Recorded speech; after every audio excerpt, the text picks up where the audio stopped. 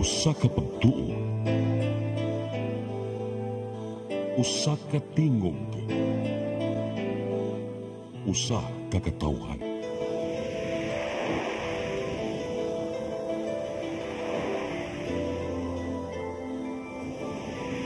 Cebu Catholic Television Network.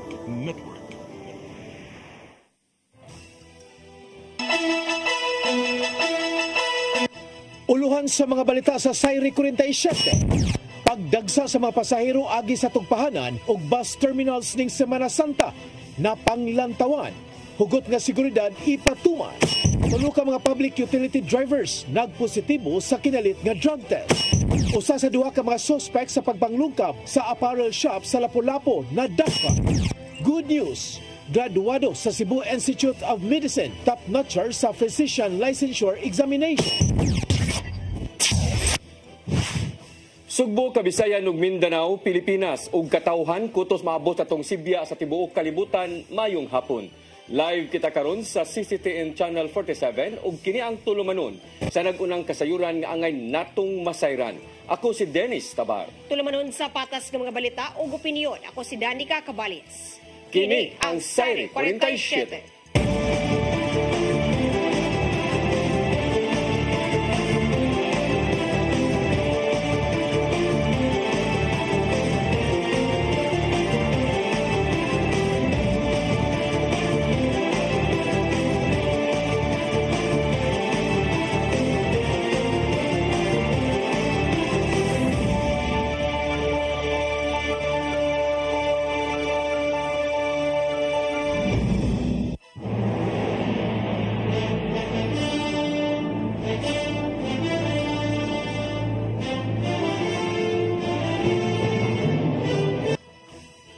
O karon sa detalye sa atong mga balita, Traffic Enforcement Agency of Mandawi mopakatap og personnel ngadto sa mga simbahan ug mga pampublikong merkado ning Semana Santa. Kanselado usab ang leave sa ilang mga field personnel karong simanaha. Ang kasayuran ihatod ni Mary Rose Sagarino. Dili momino sa 50 ngadto sa 60 ka mga sakop sa Traffic Enforcement Agency of Mandawi kon team ang ipakatap sa mga simbahan ug pampublikong merkado. Matudihil rituya ang pangusabuhatan nga sagad agsaon basta Semana Santa sa syudad, mao ang simbahan alang sa relihiyosong kalihukan ug kamerkaduhan pagpalit sa sagol sa lutuon nga binignit. So doon na natay mga saktong mga preparations mga mag-deploy ta anig mga personnel niya atong mga mobile assets na to atong ipang-deploy sa mga strategic places nga mga dungol og simbahan. So far okay naman, andam na ato ang mga personnel. Gitutukan nila ang mga dagkong simbahan nga mopahigayon og prosesyon sama sa National Shrine of St. Joseph. Posible usab nga adunay isira nga makadalanan ato sa prosesyon. Matud ni Rituya nga gilauman nga dili bugat ang trapiko sa sunod nga mga adlaw sa Semana Santa. Bisan pa man niini, aduna gihapoy ipakatap nga mga traffic enforcer sa kadalanan ug mopahigayon og groving. So far sa diri sad wala naman nato ang North Bus Terminal, so wala na sa tay bantayanan kayo nga mga terminal, no. So mao na nga among gi-focus na lang jud roving gihapon nya mga strategic places. Isipag pangandam matud ni Rituya nga kansilado ang leave sa mga field personnel sa team karong simanaha. Mary Rose Sagarino, CCTN News. Gilauman sa Mactan Cebu International Airport Authority nga moabot sa 250,000 ang mga pasahero karong Semana Santa. Subay ning panahon sa taas-taas nga bakasyon, adunay pahimangno ang General Manager sa MCIAA ngadto sa mga pasahero. Ang kasayuran hato ni Crystal Joy Pelerca.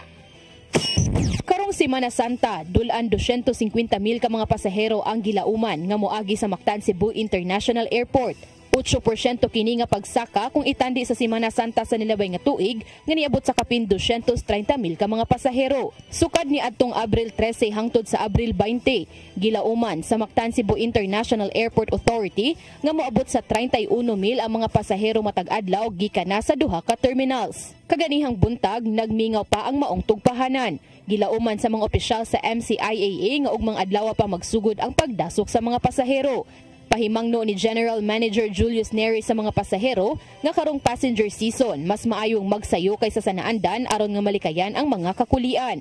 Aduna usab laing pahimangno ang General Manager ngadto kanila. Firstly, be sure that you did not accidentally bring any bullets. Okay? Secondly, please never ever tell a bomb joke, even if you're whispering it to your companion. And number 3, be very, very conscious about your power banks. Please buy only high-quality power banks. Sugod ni adtong Domingo, Abril 13, ana sa Security Condition 2 o naka-heightened alert status na ang MCIAA alang sa uplan biyaheng ayo Semana Santa. Kini nagpasabot nga mas sugot nga seguridad ang gipatuman sulod sa maong tugpahanan. Adunay panahon nga mopahigayon og random inspection ang mga otoridad ngadto sa mga pasahero ato sa security screening ug ipatangtang ang ilang mga sapatos. Gawas sa mga upland help desk nga gi-activate sa duha ka terminals, aduna usab mga aviation security ug airport police nga nag-roving sulod sa airport. Magpadayon ang heightened alert status sa MCIA hangtod karong Abril 20. Samtang kaganihang buntag, aduna na usab gi-install nga virtual map kiosk sa duha ka terminals nga makatabang sa mga pasahero ilabi na sa ilang flight details. Crystal Joy Filerca, CCTN News. Mga mudagsang pasahero sa Cebu South Bus Terminal posibleng moabot sa 20,000 ugmang adlaw. Samtang gitambagan sa LTO7 ang mga mobiyahe nga likayan ang mga kolorom nga sakyanan. Ang kasayuran ihatod ni Gian Navarro. Nag-anam-anam na sa pag-abot ang mga pasahero sa Cebu South Bus Terminal ning Simanaha. Sa nimo pagsubay sa news team, hapsay raynon ang pagdagsa sa mga biyahedor gikan sa kiting area hangtod na sa ilang bus nga kasakyan paingon sa kalungsuran. Apil sa mga nilarga og sayo mao ning tinun-an sa kolehiyo aron magbakasyon sa ilaha sa pinamungahan. Hinoon, wala sila face-to-face classes ning Simanaha. Kay mas para sayo kay mo kanang maglikay ko sa taas nga linya nya. Murag mo taas pa ang linya ini kanang mga pit na kanang dira agad pa dong ang Simanasan ay kanang sa adlaw jud sa kuan ba. Samtang itugutan siyang amo kining laing pasahero aron makabakasyon sa lungsod sa Argao. Sayo siya nilarga aron makaapas sa ubang mga religious activities sa ilang parokya ug mga dawa. Okay, sa akong grandfather na may santos na procession ugma sa Merkulis Santo. Manang muli jud kog sayo.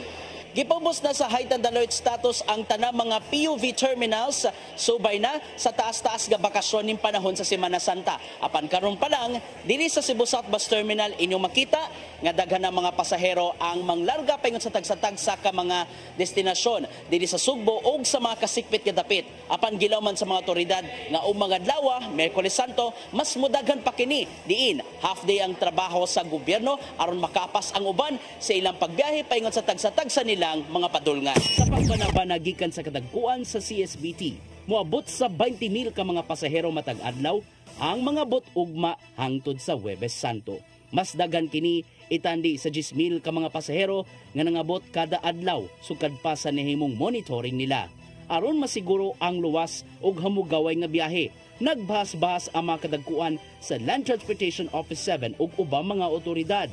Giawhag ni Regional Director Glenn Galario ang tanang mga pasahero nga likayan gyud ang mga kolorom nga sakyanan. Usa kini silang hugot nga gibantayan ubos sa gipatumang uplan biyaheng ayos. Katulo, simba ko kung sa mahitabo, wala gyud tay kanang wagi kanang in terms of mga damages bitaw. Alkansi ang mga riding public nato.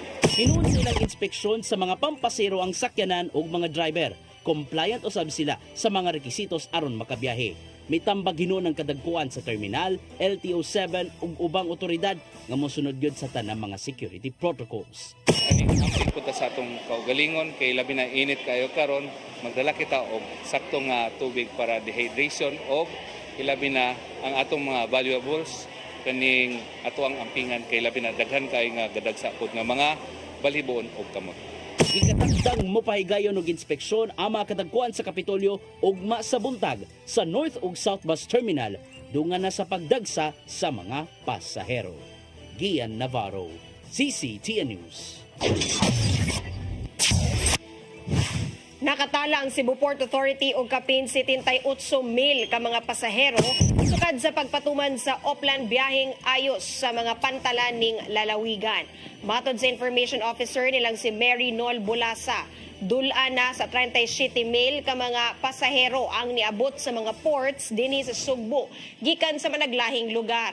Samtang kapin 41,000 ka mga biyahero ang niabot sa mga pantalan aron manglarga paingon sa tagsa-tagsa nilang mga padulngan sa rehiyon ug sa nasod. Hugot nga seguridad gipatuman sa Port Police ug ubang otoridad, ilabi na nga mudagsa ang mga manglargahay ugmang adlaw. Maong mitambag sila sa tanang pasahero nga mutuman sa mga lagda sa seguridad aron mapatunhay ang kaluwasan sa palibot. Gitambagan ang mga traffic enforcer sa Mandawi nga dili magdugay og buwad sa init taliwa sa nagkataas nga heat index. Giyawag usab sila nga kanunay moinom og tubig. Matod ni Hel Rituya, ang pangu sa Traffic Department, nga mahimo silang magpalandong kung init kaayo ang panahon. Matod pa ni Rituya nga dili kinahanglan nga naa sa karsada ang mga personnel basta makita lang kini o dili mabiyaan ang ilang area of responsibility. Kini aron kung adunay disgrasya o mga panghitabo, marespondihan gilayon nila. Dili dyan nga kinahanglan sila magbuwad gyud sa init kay luoy sa biya in town. Kay total naa naman tay mga traffic lights. Ang ila nilang ana is pag-monitor kung naay mga insidente gyud nga di kalikayan. Mosunod, tulo ka mga public utility drivers nagpositibo sa kinalit nga drug test.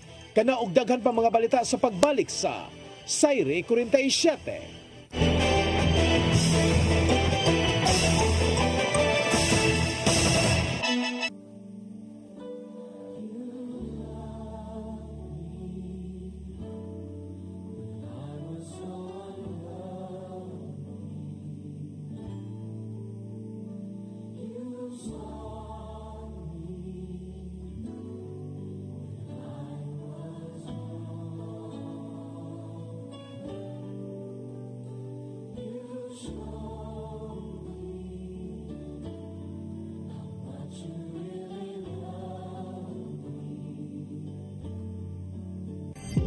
Ito ang programa kung saan magko-collaborate ang ating mga ozone na doctors para ibahagi ang kanilang kaalamang medikal. I believe with all my heart that the Lord is allowing us to understand that He's the one who are extending this life and we have to take care of our body. Yes.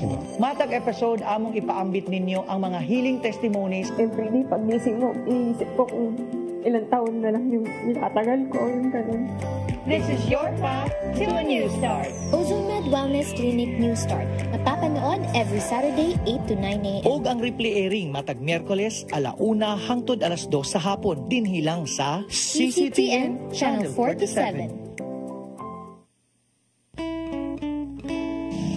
Anong sad man ka? Anong kay ba mo ka nga sad ko? Wala lang. Makita lang ako si Mingaw. Manalagaan ba ako?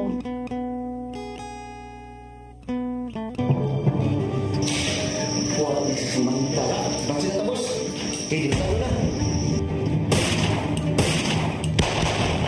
Hindi ka makabasa ni Manuel. Oh, ganong dili man? Oh, ganong dili man? Nauyab man na sila. Hilong mo, ikaw ba? Susira kay ka. Huwag mo din tawahan ang magpulatan ako. Bote, boss. Agad. Saan tato nyo? Human sayang pagbiya, unya karon, mubalik siya. Ang mga magsab. Dili na kasama mo, ha? O siya ngay, wala siya ngay. Isa man sila. Imo na ba na? Kamatig na daw. Nawayon ba ya? Hindi susbiyag.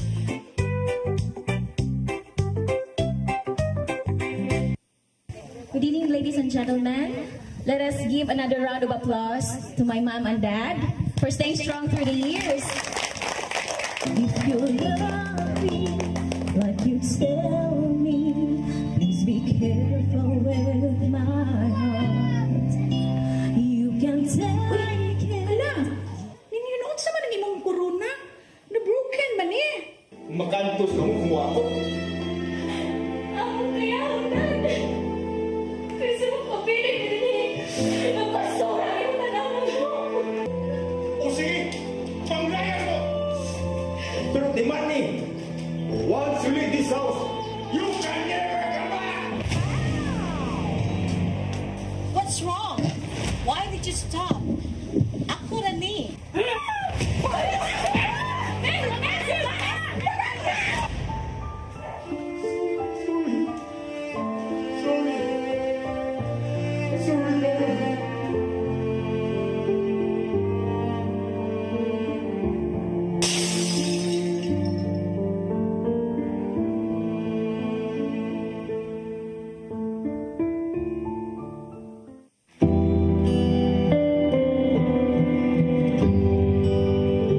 Nadawat nga notice gikan sa bangko. Nag-withdraw kag 5,000 sa atong checking account. Kung gusto ka mo tabang siya na, tabang ka, may problema na. Pero ayaw kuha ka sa akong kwarta. Di nalago ko mo puyo din eh. Huwag man yun ikalipay sa imong bana. Di makapugong si Tony. Inahanti ka. All these pieces broken and scattered. Kahibaw ka ba? Kung sa ko gustong inom karon, a glass of my favorite wine.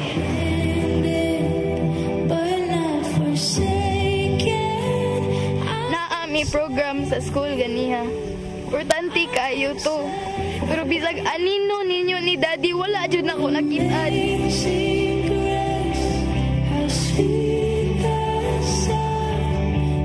Ibang apan di ka maayo, aron lang ka maabutan na nimo posisyon.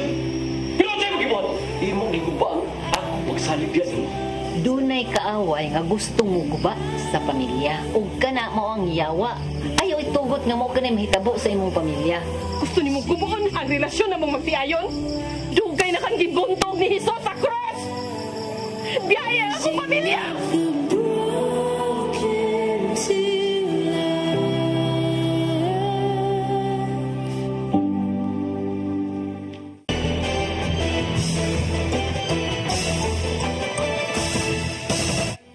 Balik sa ato mga balita, tulo ka mga public utility drivers nga nagpositibo sa surprise drug test nga gipasugdahan sa PDEA-7 ug ubang mga ahensya sa mga bus terminal dinhi sa Sugbo.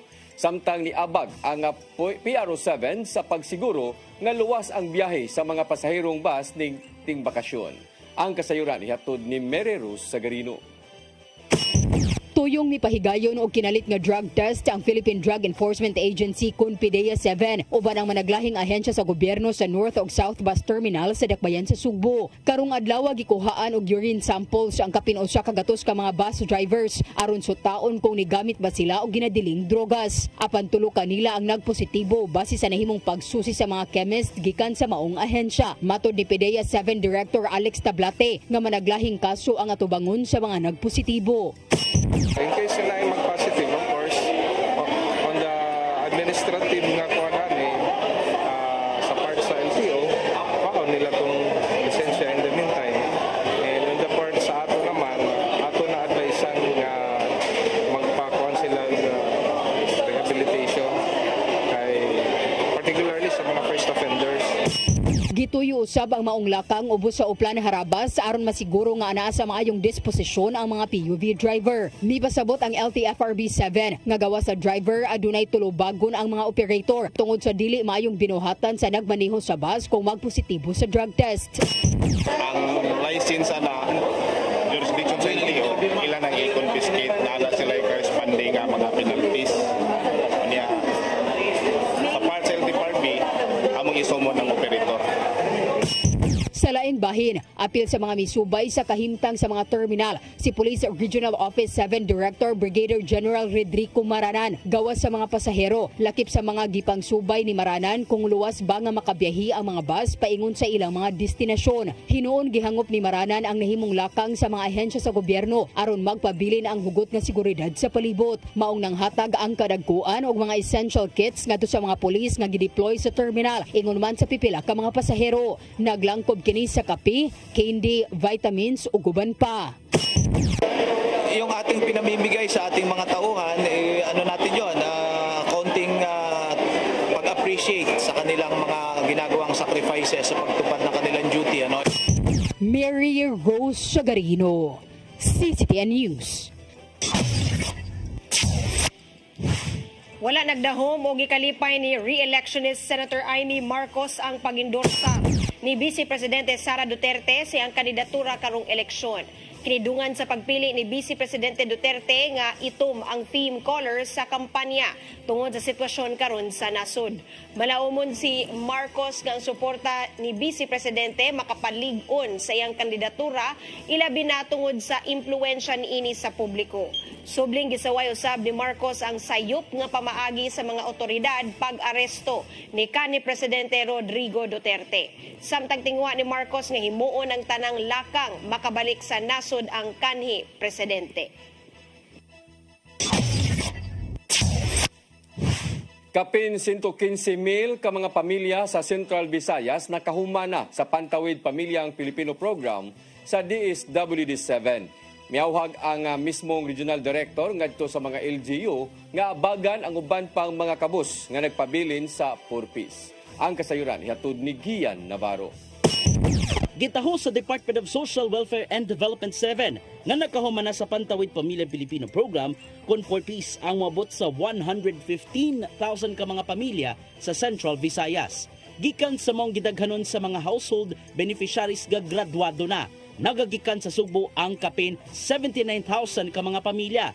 Samtang mula pas na sa 36,000 usab ka mga pamilya, gikan sa Bohol ang nakatapos na sa mga programa. Sukat sa nanglabing mga buwan, nagpaigayon ang DSWD og ceremonial graduation sa mga 4Ps beneficiaries nga nakahuman sa managlaing dapit. Gipasabot ni DSWD-7 Director Charlene Marie Lucero nga ang mga nakahuman na sa mong programa nakaingon nga hingpit silang nakahawas sa kalisod. Sagad sa mga ni-exit na sa mong poverty reduction program, nakahuman na og eskwela sila mga anak, adunay panginabuhian o kaya na makabuhi sa ilang pamilya. Because the moment they slide back, makaingon tang wala mo epektibo ang atong programa. So 4Ps as the poverty reduction, the biggest poverty reduction program of the department or of the national government is a convergence program. So we bring in our partner agencies together so that they invest on a responsive interventions. They provide services and budget so that they can help us improve the living conditions of our 4Ps beneficiaries and they graduate from the intergenerational cycle of poverty. Usa sa mga siguro sa 4Ps mo ang kahimtang sa mga pamilya nga kinahanglan di gyud makabalik sa ilahang di maayong kahimtang ug diha na makita ang nimong dagan sa ilang programa. Samtang gitinguha sa ahensya nga ning tuiga hangtod 2026 makagraduate na sa 4Ps ang kapin 110,000 ka mga pamilya lukop rehiyon. Hinuon subsob ang pagsubay sa nahabiling beneficiaries. Pinagi silang Social Welfare Indicator Tool aron pagtanaw sa kahimtang sa ilang pabuyo. Aron makahumana, kinahanglan adunay kapasidad ang mga pamilya nga magkahatag sila sa mga nag-unang panginahanglanon. Isiguro gyud sa DSWD as instructed by our President that we will have to make sure that the package of services coming from us and our partner agencies ibuhos nato sa ilaha. Because gitawag nato ni silang mga low-hanging fruits. Gamay na lagduso, pwede na gyud silang moangat sa highest level of self-sufficiency. Mangawhag ni Lucero ang ubang local government units nga tabangan gyud ang mga pamilyang anaa pa sa 4Ps aron sila makahaw-as usab sa kalisod kadugayan. And we prioritize them so that muuswag yun ang kapobrehon nato dinhi sa muuswag ang numero sa moasenso mukunhod ang poverty statistics in Region 7. Gian Navarro, CCTN News. Business Processing and Licensing Office sa syudad sa Sugbo nakakolekta og kapin 1.8 billion pesos gikan sa mga permits ni adtong unang quarter ning tuiga. Subayon usab sa mayor kung maapektuhan ba sa ilang pagkolekta sa buhis ang gipatumang tax amnesty sa syudad. Ang kasayuran hato ni Crystal Joy Pelerca. Ipaambit ang Cebu City Business Processing and Licensing Office sa nahipos nga koleksyon gikan sa mga business permits ug application sa first quarter ning tuiga. Niabot na kini og 1.896 billion pesos, diin mas taas kini og dulan 253 million pesos itandi sa nahimong koleksyon sa susamang panahon ni adtong tuig 2024. Nasuta sa BPLO nga resulta kini sa nahimong permit mapping campaign, diin gisiguro ang mga establishmento sulod sa mga malls ug uban pang commercial areas aron masigurong rehistrado og nibayad sila sa ilang buhis. Hinuon gidaig ni Mayor Raymond Alvin Garcia ang nahimong pagpaningkamot sa mga buhatan aron adunay pondong gamit sa gipatumang mga programa sa kagamhanan sa syudad. So continue to collect Ma'am ID together with the BPLO so that daghantag pundo para sa mga programa o proyekto sa atong mga kaigsunan. Bisan pa man sa mong kalambuan, subayon usab sa mayor kung unsa man ang mamahimong epekto sa tax collection tungod sa gipatumang tax amnesty. Pirmado ni Garcia ang executive order alang sa 2 ka tuig nga grace period alang sa pagproseso sa mga wa pa nakabayad sa real property tax. This is until 2026. So if we feel nga gamay pa, then maybe perhaps kinahanglan ta og more information dissemination. Labi na sa atong mga business community o ang atong mga real property owners here in the city of Cebu. Gipangayuan sa mayor ang dugang pang mga datos gikan sa City Treasurer's Office bahin sa mga nahipos nga buhis alang sa ilang pagtuon. Samtang gitinguha sa city government nga masayon ang koleksyon sa buhis tungod sa gisudlang partnership alang sa cashless transaction sa sulod. Crystal Joy Filerca, CCTN News. Konseho sa siyudad sa Mandawi miauhag sa nakadayang buhatan sa city government nga ipasusi ang mga kahoy sa siyudad. Samtang investigasyon pagtino kung si kinsa ang responsable sa kamatayon sa batang lalaki nga natumbahan sa buli nagpadayon. Ang kasayuran ihatod ni Mary Rose Sagarino. Giaprobahan sa Konseho sa Siyudad sa Mandawi ang resolusyon sa Committee on Disaster Risk Reduction and Management nga ipatanaw ang uban pang mga kahoy sa dakbayan. Giauhag ang koordinasyon tali sa City Environmental Office, Disaster Office ug Department of General Services. Kinisubay na sa nahitabong disgrasya, 2 ka semana na ang nakalabay di natumba ang dako ug karaan nga buli sa AC Cortez Avenue sa Barangay Ibabaw Estancia. Nadakdakan sa kahoy ang 6 anyos nga bata nga nagduwa ni adtong higayuna. Nasayran nga aduna ni request sa pagputol sa maong kahoy miaging tuig pa. Samtang matod ni Attorney Jamaal James Kalipayan ang City Administrator nga nagpadayon ang investigasyon kung kinsa ang responsable sa pagpabaya sa hangyo sa pagputol sa punuan. Nag-consolidate na ang investigating team sa mga interview nga gipahigayon sa mga buhatan nga nalambigit. Wala ang minagsipag deadline kaya depende mo sa availability sa mga persons na interview ho, no? Pero ang among gipaninguha nga as soon as possible ma-resolve ni nanay recommendation ang special investigating team. Matod ni Kalipayan nga nagpadayon gihapon ang pagpamutol sa CDRMO sa mga delikado nga kahoy. Mary Rose Sagarino, CCTN News. Kani Cebu City Police Office Director Royina Garma ni suway og asylum application sa Amerika. Samtang gitataw sa iyang abogado nga nagkuwang lang sa visa ang kanhi opisyal, maong gitanggong kini sa maong nasod. Ang kasayuran nihato ni Gian Navarro. Nipaubos sa asylum sa Estados Unidos si kanhi Cebu City Police Director ug former PCSO General Manager retired Colonel Royina Garma. Matod sa abogado ni Garma nga si Attorney Emerito Kilang, nga gikatakdaon tayong ipahigayon ng hearing bahin sa asylum request ni Garma nitong Abril 2. Wahinon kini nahinayon ug sa kasamtangan gipaabot nila ang mamahimong dagan sa ilang hangyo. Nitambong si Kilang sa Department of Justice alang na sa preliminary investigation kagahapon sa kasong murder o frustrated murder nga gipasaka batok sa Philippine National Police ug National Bureau of Investigation.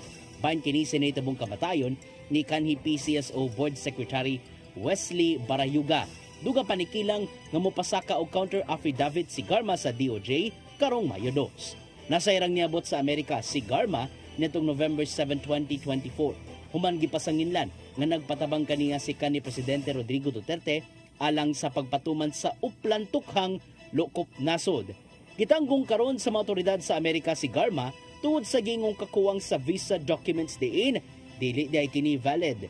Gihimakak tikilang ang mga nanggawas nga taho bahin sa gingong pagkapriso ni Garma didto tungod lang sa money laundering. Gian Navarro, CCTN News.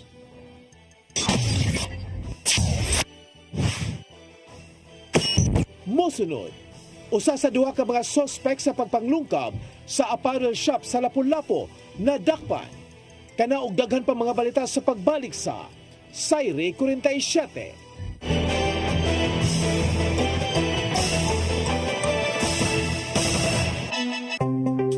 Discover the beauty of the Philippines.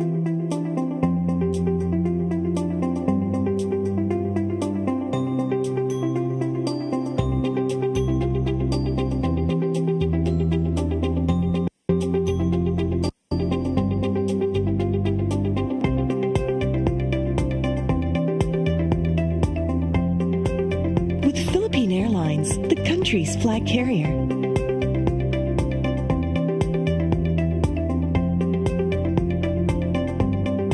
The airline that lets you feel the warmth of the nation.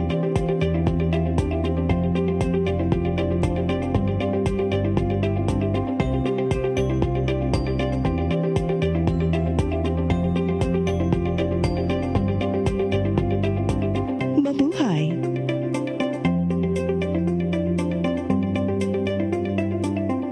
Kaiba sa mga politiko, matagal nang ginagawa ni Ariel Querubin ang ipaglaban tayo. Kahit sariling buhay inaalay. Ngayon, iba ang laban.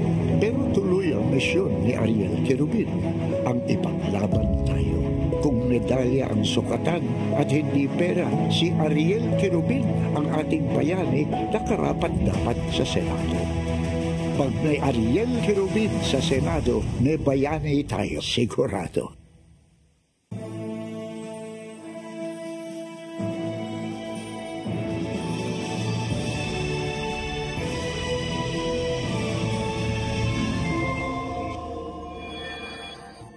Sige, sa ito pa, nagmahay ka nga, nagbinyo ka. Wala akong nagmahay. You want to eat now, madam? Where did you get this? Where? Madam! Sir, give me this one, madam! Let go of that one! No, madam, please! Please, please, madam!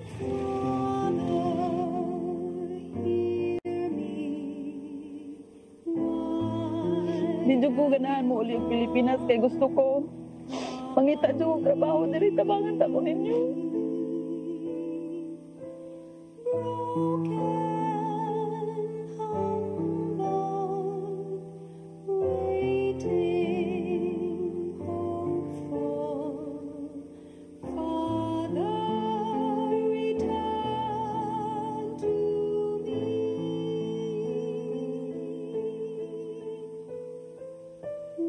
Wash me, my Lord, forgive me my sin.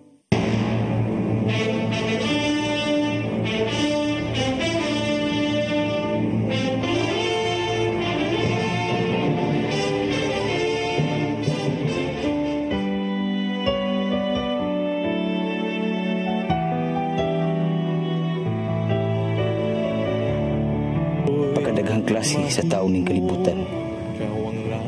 May dautan ug adunay mga maayong tao diin misubay sa daan nga matarong. Sige pa! Sige pa! Tagbawa kayo magkagaligo sa pagtapalos na ko. Sa paan ako! Bastos yung kamanulti, ha? Ikaw nga nagtulis na ko. Ikaw pag yun ang nagtunggab sa akong anak. Kinsa ganito nga niya, padre? Pasiguro ko nimo. Nakatong imong amigo nga si Rodel. Madugta gito sa prisuhan. Kevin!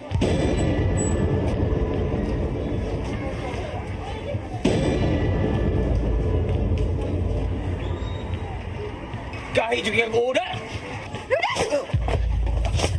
Rodel! Ano yung angay sa taong gahi ko?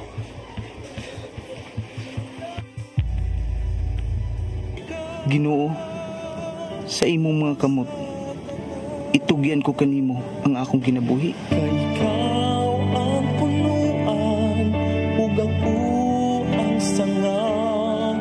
Kung ako hawakan nimo, dili ako makabuhay.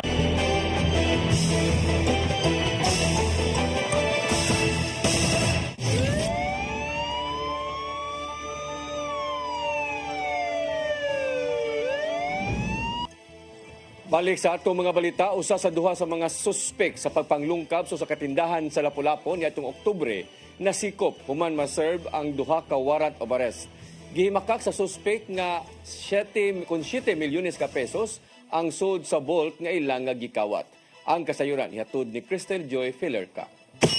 Nasikop na sa kapulisan sa Lapu-Lapu ang usa sa duha ka mga sospek sa pagpanglungkab sa usa ka apparel shop sa ML Quezon Highway, Barangay Paho niadtong Oktubre 22, 2024. Kini human ma-serve kaniya ang iyang duha ka warrant of arrest niadtong Abril 13 pasado alas 9 sa buntag sa Sitio Hawayan, Barangay Marigondon.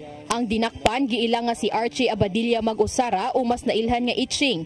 38 anyos ug nagpuyo sa dapit kung asa siya nasikop. Matod ni Police Lieutenant Colonel Christian Torres, ang spokesperson sa Lapu-Lapu City Police Office, nga karong buwan lang sa Abril ni gawas ang warrant of arrest ni Itching. Apan duha ang giserve ngadto kaniya tungod kay aduna usab kini pending nga warrant of arrest nga gi-issue ni adtong Disyembre 10 tuig 2024 sa kaso gihapong pagpangawat nga nahitabo gihapon sa dakbayan sa Lapu-Lapu. Mahinumduman nga usa ka vault ang nakuha sa suspect ug kauban niini ug gikatahong mobalor sa 7 milyones pesos nga alahas ang sulod niini. Apan gihimakak sa suspect nga niabot sa mong kantidad ang sulod sa maong vault. Dili tinuod nga 7 milyon to mamay. Ay pila ra man to ako na dawat ako nga kwarta. So kung kauban siguro pwede pa siguro nga abot iya nga nakatidara pero tagaan mo ko atog katas kapin ang dawat nako. Ibutyag ni Lieutenant Colonel Torres nga padayon pang gisusi sa kapulisan kung aduna pa sila'y makuha ang ebidensya sa pagpamatuod nga milyones ang sulod sa maong vault. Based sa itong pag-backtrack lagi, tinuod na naghan ditong alahas niya nakuha sa ball. Pero lahit mong kung ni-dispose na gitay gihapon na ito o subay sa kapong gibaligyan o nakawatay na recover ito ang mga ebidensya. Iangkon sa suspect nga makadagang higayon na niya nabuhat ang maong krimen tungod sa kawadon. Human siya mawadi og trabaho ni adtong tuig 2023 isip usa ka maintenance sa usa ka lodge. Giangkon usab niya nga nagmahay siya sa iyang gibuhat ug nangayo og pasaylo sa biktima ug ilabi na gyud sa iyang asawa nga mga naksunod buwan. Nangayo og pasaylo sa katong natungdan pero nahitabo naman ang sa na to na. Nagmahay og dako nga nang gibalik pa jud ko. Dako kang pagmahay kay mabutay na akong tama na. Dili niya madala ako mapilido kay tungod dula ako. Si Itching na priso na kaniadto sa kasong pagpangawat ug suma pa niya nga andam siyang moatubang sa tanan warrant of arrest nga iserve kaniya ilabi na tungod sa makadagang higayon na niya nabuhat ang maong krimen. Samtang padayon pang gipangita sa kapulisan ang usa ka suspect kakauban ni Itching. Crystal Joy Felerca, CCTN News. Napusasa ng 43 anyos nga candle supplier human mabaybak sa mga sakop sa PIDEA Bohol Provincial Office sa Purok 5 Barangay San Isidro, Dakbayan sa Tagbilaran, Bohol. Nasakbit gikan kang alias Randy, 43 anyos, ang tulo kadagkong putos sa gituang shabu nga motimbang og 55 gramos ug mubalor og 374,000 pesos. Mato de Lea Alcantara, Information Officer sa PIDEA 7, nga giingong makabaligya kini og 300 gramos matag semana gikan siyang supplier. Kalapasan sa Republic Act 9165 ang giandam nga kaso sa PIDEA batok sa dinakpan. Kapulisan sa siyudad sa Sugbo misubay na sa uban nga mga anggulo bahin sa pagpanulis nga nisangpo sa pagpamusil sa usa ka babay diha sa Cebu Business Park. Usa niini mo ang posibleng panagbangi sa trabaho o sa iyang relasyon. Ang kasayuran hihatod ni Gian Navarro. Usa ang pagpanulis sa mga anggulong gisubay sa kapulisan sa siyudad sa Sugbo. May labuta sa pagpanulis nga nisangpot sa pagpamusil sa usa ka babay natong Lunes sa buntag sa Cebu Business Park. Apan gibutyag ni Police Lieutenant Colonel Maria Teresa Makatangay sa Cebu City PNP nga wala nila gipadaprin ang ubang mga motibo bahin sa mga insidente. Sa inisyal nilang investigasyon, wala nakuha gikan sa wa pa mailhing gunman ang cellphone gikan sa biktimang gitago sa pangalang alias Princess. Gawas lang sa tulo ka kabhang sa bala nga na-recover gikan sa nitabuan sa pagpamusil. Maong gipaubos sila sa background check ang maong babay kinsang nanarbaho dapit sa Cebu Business Park. Also, napunta yung mga teams gi-deploy to check ang mga place of residence, aning mga victim, place kung asa siya temporarily nag-reside here in the city because di man na siya taga Cebu City. And also inquiries were made at sa iyang place of work. Isubay sa mga otoridad ang CCTV footage sa palibot aron masuta kung diin gikan ang mamumuno og asa siya mipaingon human na musil. Dungan usab sa pagsubay sa mga babae kung ado na ba siya ipanagbangi sa trabahoan o di ba ka sa iyang relasyon.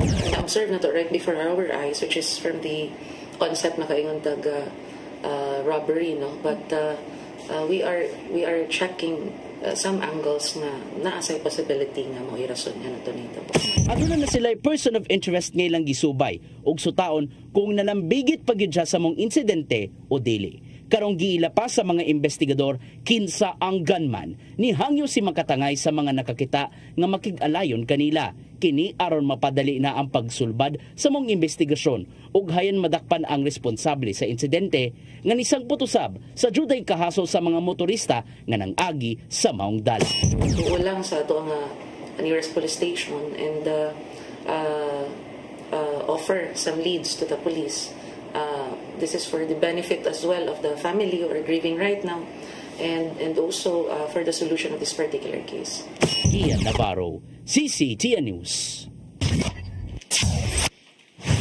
Nahimong numero 1 sa tanang mga nakapasar sa eksaminasyon sa pagkadoktor ang usa ka graduado gikan sa Cebu Institute of Medicine.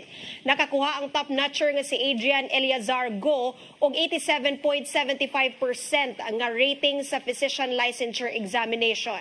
Naguna si Go gikan sa kapin 1,900 ka mga board passers sa maong pasulit niadtong nakalabay nga buwan. Gipaygayon ang physician licensure examination sa 13 ka mga testing centers di napil niini ang Sugbo. Moabot sa dulan 4,000 ka mga test takers ang nitubag sa maong exam nga gipangunayan sa Professional Regulations Commission.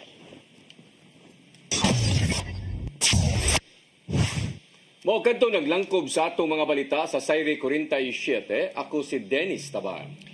Atangi ang mga maanindot nga Lenten drama sa CCTN Channel 47 sugod ugma Miyerkules Santo sa 1:00 sa hapon. Ako si Danica Cabales, hangtod sunod semana sa inyong paboritong tulumanon. Sayre 47.